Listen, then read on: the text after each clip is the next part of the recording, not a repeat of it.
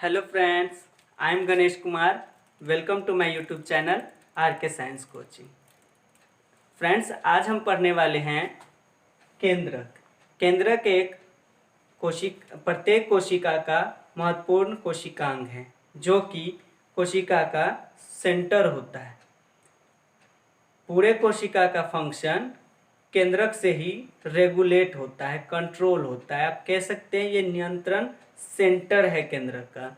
तो न्यूक्लियस की हिस्ट्री पे चलते हैं दोस्तों। सबसे पहले हिस्ट्री की बात हम करते हैं, तो चलिए हिस्ट्री की ओर। हिस्ट्री क्या है? तो रॉबर्ट ब्राउन नामक वैज्ञानिक ने 1831 से पहले ऑर्किड कोशिका में केंद्रक को देखा था। यानी सबसे पहले खोज करने का श्रेय रॉबर्ट ब्राउन को जाता है।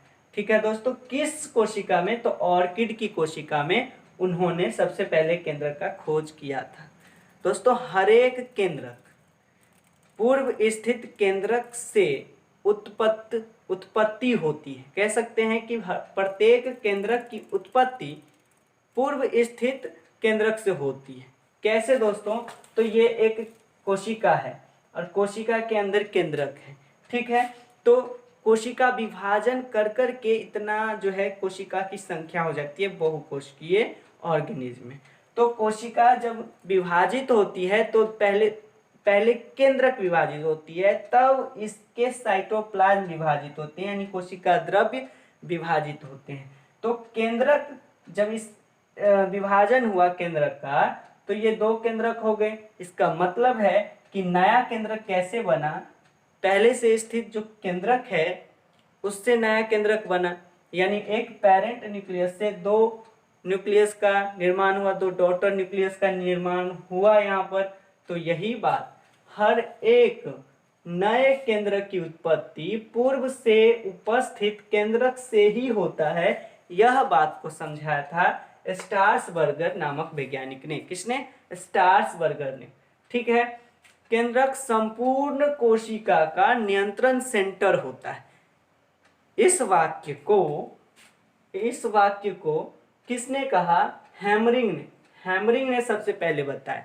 ऐसे ही नहीं बता दिया, उन्होंने एसिटाबुलेरिया नामक शैवाल पर प्रयोग करके सिद्ध करके बताया कि केंद्रक जो है संपूर्ण कोशिका का नियंत्रण केंद्र है।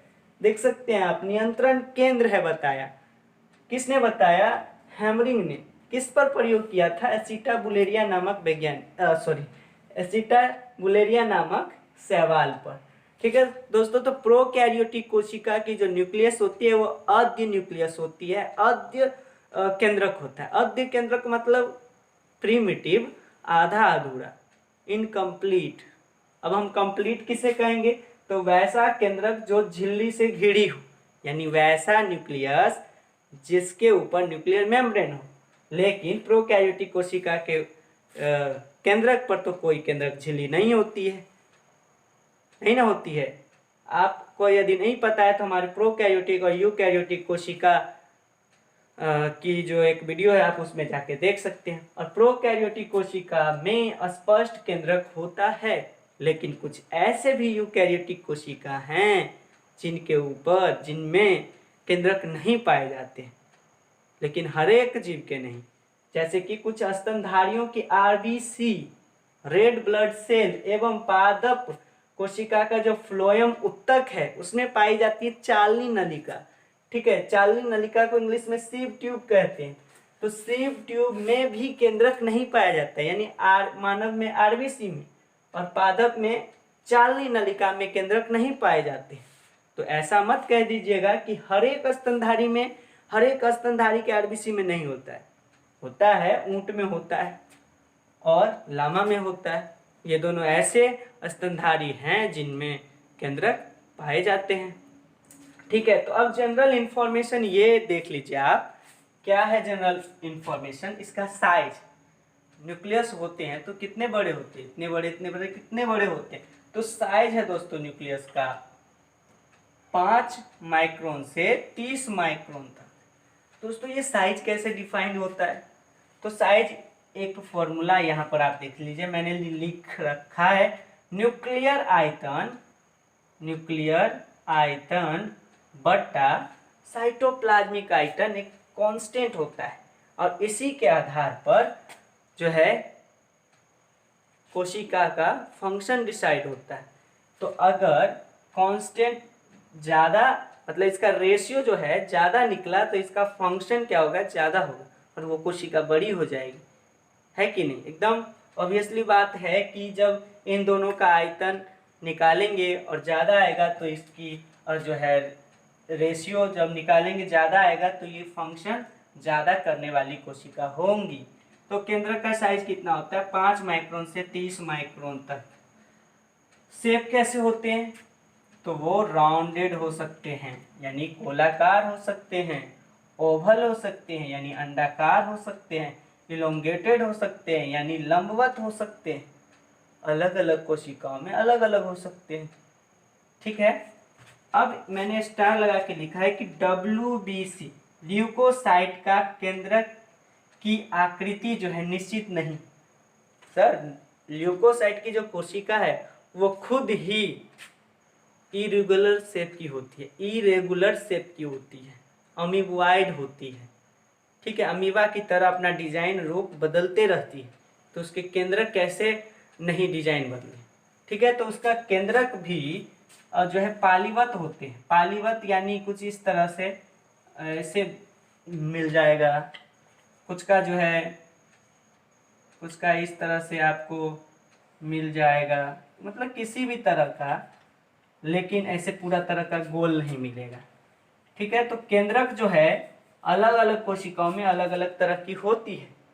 जैसे कि ल्यूकोसाइट का जो केंद्रक है वो तो फिक्स से नहीं है, कभी कैसा कभी कैसा कभी कैसा हो सकता है, यानी पालीवत होते हैं, वो अपना रूप बदलते रहता है। इरेगुलर शेप का न्यूक्लियस आरबीसी में WBC में पाए जाते हैं, ठीक है। ये रूप होने के कारण ही इसे पोलीमॉर्फिक कहते हैं। क्या कहते हैं, WBC को पोलीमॉर्फिक है। पोली मतलब बहु, रूपिया, बहुरूपिया केंद्रक रखने वाला है WBC, ठीक है। अब संख्या की बात कर रहे हैं कि एक कोशिका में कितनी केंद्रक होंगी, तो एक कोशिका में एक भी हो सकती है, दो भी हो सकती है, अनेक हो सकती है। तो जिस कोशिका में एक ही केंद्रक होगा तो उसे हम कहेंगे मोनोन्यूक्लिएट कंडीशन में केंद्रक है उसका। मोनोन्यूक्लिएट कंडीशन यानी एक केंद्रक एक सेल, यानी पर सेल में एक न्यूक्लियस होगा, ठीक है। तो बाई न्यूक्लिएट कंडीशन दो केंद्रक एक सेल में होगा, जैसे कि पैरामीशियम। पैरामीशियम एक ऐसा जीव है, एक कोशिकीय जीव है जिसमें दो दो न्यूक्लियस पाए जाते हैं, ठीक है।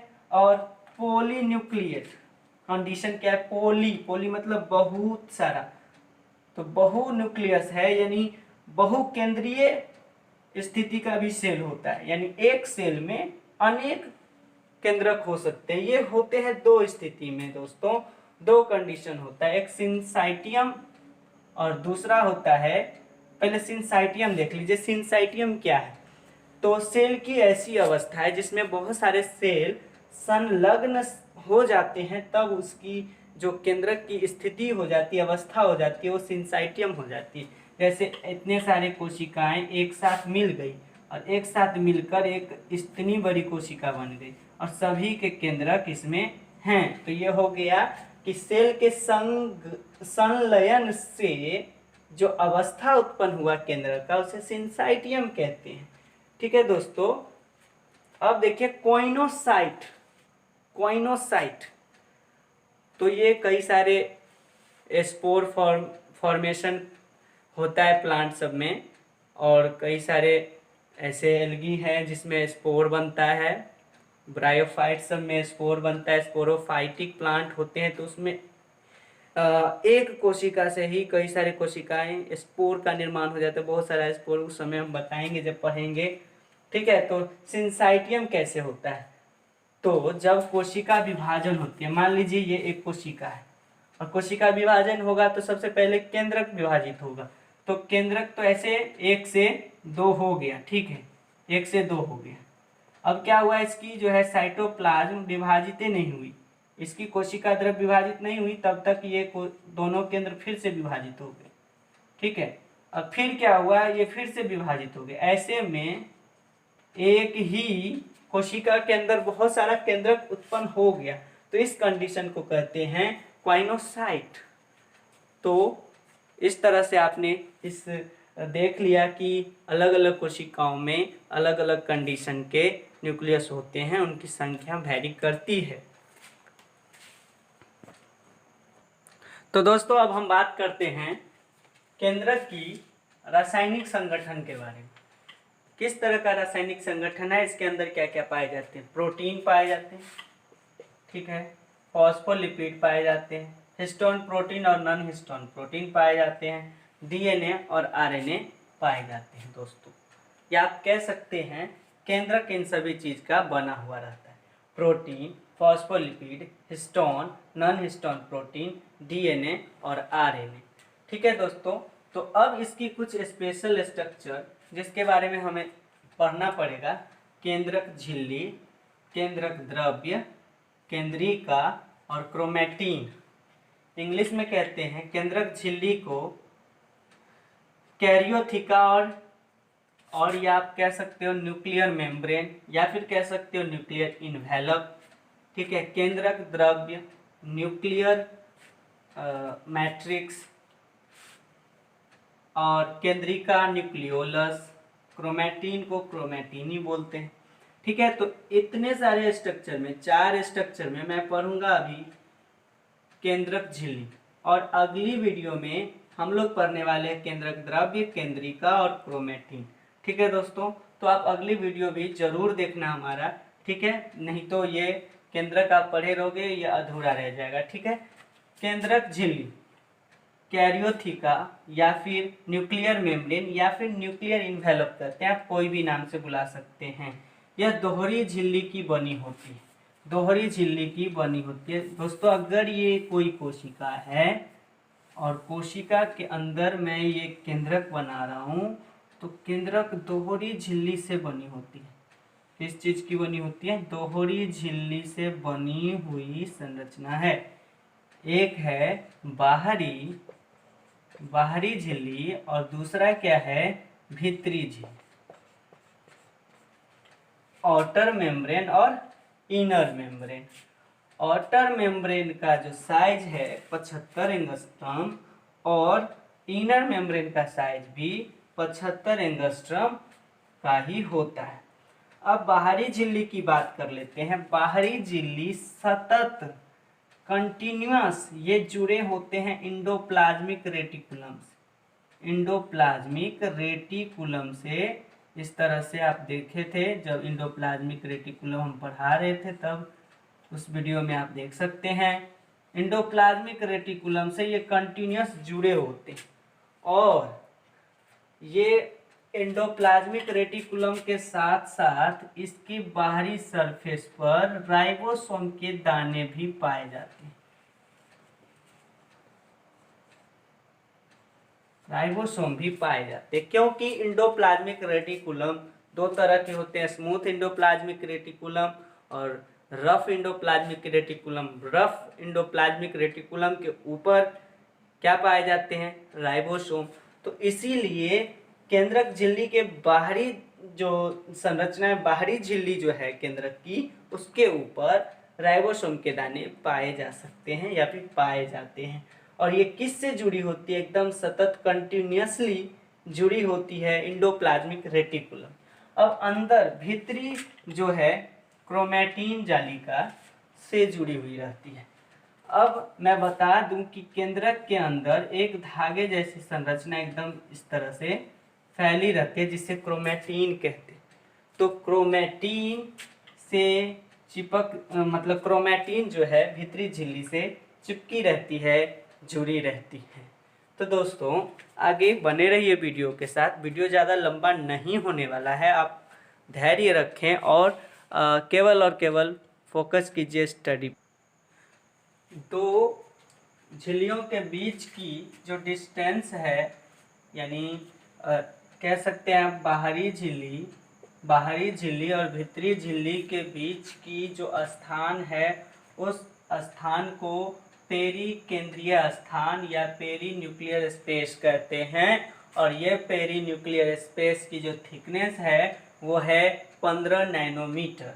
ये क्या करते हैं? तो कोशिका द्रव्य और केंद्रिका द्रव्य दोनों के बीच में एक बैरियर लगा के रखता है, एक अवरोध लगा के रखा हुआ है। इतनी मोटाई जो है ये इसीलिए है कि दोनों में डिफरेंस हो सके, दोनों द्रव्य में के बीच में अवरोध का काम करता है। क्या काम करता है? अवरोध का कार्य करता है। ठीक है दोस्तों, तो केंद्रक झिल्ली में स्थान स्थान पर छिद्र पाए जाते हैं। तो ये आप देख सकते हैं, मैंने छिद्र बनाया है। बाहरी झिल्ली और भीतरी झिल्ली के बीच में छिद्र होता है। ये क्या करते हैं, कहीं कहीं इस तरह से जुड़ जाते हैं। तो ये ऐसा नहीं है कि ये कहीं जुड़े नहीं रहते, ये इस तरह से झिल्ली का निर्माण करते हैं। तो इसका मतलब क्या है कि ये बाहरी झिल्ली और भीतरी झिल्ली इस तरह से जुड़ जाती है और तब जाके ये न्यूक्लियर पोर बनता है। ठीक है दोस्तों, तो बाहरी झिल्ली और भीतरी झिल्ली इस तरह से जुड़ करके न्यूक्लियर पोर का निर्माण करते हैं। तो यहाँ लिखा है केंद्रक झिल्ली में स्थान स्थान पर छिद्र पाए जाते हैं, जिसे केंद्रक छिद्र या न्यूक्लियर पोर कहते हैं। न्यूक्लियर पोर पर न्यूक्लियोप्लाज्मीन प्रोटीन से बने प्लग प्रेजेंट होता है, उन्हें न्यूक्लियोलस या ब्लेब कहते हैं। सॉरी, यहाँ पर देखिए क्या लिखे हैं, एनुलस, एनुलस या ब्लेब कहते हैं। तो ये जो ब्लेब है इस तरह से इस छिद्र को की जो है मतलब कम करता है, छिद्र की जो छेद है उसको कम करने का काम करता है। इसे ही हम क्या कर सकते हैं, ये है एनुलस या ब्लेब। ये ब्लेब का निर्माण कर लेता है। ये किस चीज की बनी हुई है, तो न्यूक्लियोप्लाज्मीन प्रोटीन की बनी हुई प्लग पाया जाता है इस न्यूक्लियर पोर पर। तो न्यूक्लियर पोर पर जो ये छिद्र पाया जाता है, क्यों पाया जाता है, क्योंकि आरएनए और प्रोटीन इस केंद्रक के अंदर से बाहर और कोशिका द्रव्य की जो भी मटेरियल है अंदर बाहर करती रहती है, यानी आरएनए और प्रोटीन आवागमन होते ही रहता है। प्रोटीन का और आरएनए का आवागमन केंद्रक में और कोशिका द्रव्य में होते रहता है। तो इसको थोड़ा सा कंट्रोल करने के लिए कि जो है ज़्यादा नहीं करे, ज़्यादा एक्सचेंज न हो, तो ये केंद्रिका जो ये छिद्र है, केंद्रक छिद्र प्लस एनुलस और प्लस केंद्रक छिद्र मिलकर पोर कॉम्प्लेक्स बनाते हैं। यानी अब जो ये सिस्टम बन गया, इस सिस्टम को कहते हैं पोर कॉम्प्लेक्स। ये क्या कार्य करता है, जो मुक्त न्यूक्लियो साइटोप्लाज्मिक एक्सचेंज पर रोक लगाता है। ये नहीं कि जाते रहो आते रहो जाते रहो, इस पर रोक लगाता है, कुछ हद तक कंट्रोल करके रखता है। ठीक है, जैसे कि साइकिल में हवा भरते हैं और जिस तरह से साइकिल का जो भाल्ट्यू काम करता है, हवा को जाने तो देता है, आने नहीं देता है, लेकिन ये आने जाने दोनों देता है, लेकिन एक हद तक एक्सचेंज होने से रोकता है। ठीक है, भीतरी झिल्ली के नीचे भीतरी झिल्ली के नीचे लेमिन प्रोटीन का जाल पाया जाता है। अब ये देखिए, ये जो भीतरी झिल्ली है, अब इसमें इस तरह से लेमिन प्रोटीन का जाल पाया जाता है। अब ये लेमिन प्रोटीन एक तरह का चिपचिपा पदार्थ है। ये आप समझ लीजिए भीतरी है, अंदर केंद्रक के अंदर का भाग, और ये बाहर का भाग है। तो इधर क्रोमेटिन जाल को जो है सटाए रखने का काम करता है कौन, लेमिन प्रोटीन। लेमिन प्रोटीन का बना हुआ एक जाल है जिसे हम न्यूक्लियर लेमिना कहते हैं। तो ये जो न्यूक्लियर लेमिना है वो क्या कार्य करती है, तो क्रोमेटिन जाल को चिपकाए रखती है, किससे, केंद्रिका से। जब क्या होता है कि ये क्रोमोसोम में बन जाते हैं तो ये इसे चिपकाने का कार्य करता है। अगला है कि केंद्रक झिल्ली की वृद्धि में भी मदद करता है। तो केंद्रक झिल्ली को पोषण प्रदान करके केंद्रक झिल्ली की जो भीतरी झिल्ली है उसको जो है साइज देता है, ये बढ़ने के लिए स्पेस देता है और न्यूट्रिशन भी देता है। ठीक है, तो इस तरह से हमने पढ़ा केंद्रक झिल्ली और केंद्रक झिल्ली में पाए जाने वाले केंद्रक कोर। देखिए दोस्तों, हिंदी में पढ़ना बहुत ही कठिन लगता रहता है नहीं। क्या होता है कि इंग्लिश में पढ़े हुए रहते हैं, उसको हिंदी में ट्रांसलेट करना और फिर उसको बताना बड़ा कठिन होता है, या फिर जो हिंदी में पढ़ा हुआ है उसको इंग्लिश में कठिन होता है। इसीलिए मैं कुछ इस तरह से बता रहा हूँ आप लोगों को कि जो है दोनों का मिक्सचर है और ये समझने में आसानी होती है कि नहीं। तो अगर आपको पसंद आई हो वीडियो तो लाइक कर दीजिए, अपने दोस्तों तक शेयर कर दीजिए। ठीक है दोस्तों, वीडियो के अंतिम तक बने रहने के लिए धन्यवाद। और इसमें अभी और भी चीज़ बाकी है जो कि अगले वीडियो में हम लेके आएंगे, तो आप बने रहिए हमारे यूट्यूब चैनल पे। और जो हमारे कोचिंग के स्टूडेंट हैं, खास के उनको मैं कहूँगा कि आप जो है लॉकडाउन तक यूट्यूब से कम पढ़िए और कॉपी में नोट डाउन करते रहिए, क्योंकि चेक करेंगे, जानवे करते हो हमको, ठीक है, होते पीटेंगे। तो सारा कुछ जो है नोट कर लेना है, वीडियो को रोक रोक के सारा कुछ नोट करना है, क्योंकि हम कॉपी चेक करेंगे। नहीं पाएंगे आपके कॉपी में तो बहुत ही बुरा होगा। नहीं, बुरा नहीं होगा, चलो ठीक है, आपका काम है आप करेंगे, हमारा काम है हम कर रहे हैं। इस तरह से अगले वीडियो में हम फिर इसको कंप्लीट करेंगे, जो कि इसका केंद्रक द्रव्य बच गया है, क्रोमेटिन जालिका बच गया है, और बहुत सारी चीज़ अभी आपको अच्छी अच्छी बातें बतानी बाकी है। ठीक है दोस्तों, तब तक के लिए विदा चाहते हैं। धन्यवाद। वीडियो देखने के लिए बहुत बहुत धन्यवाद।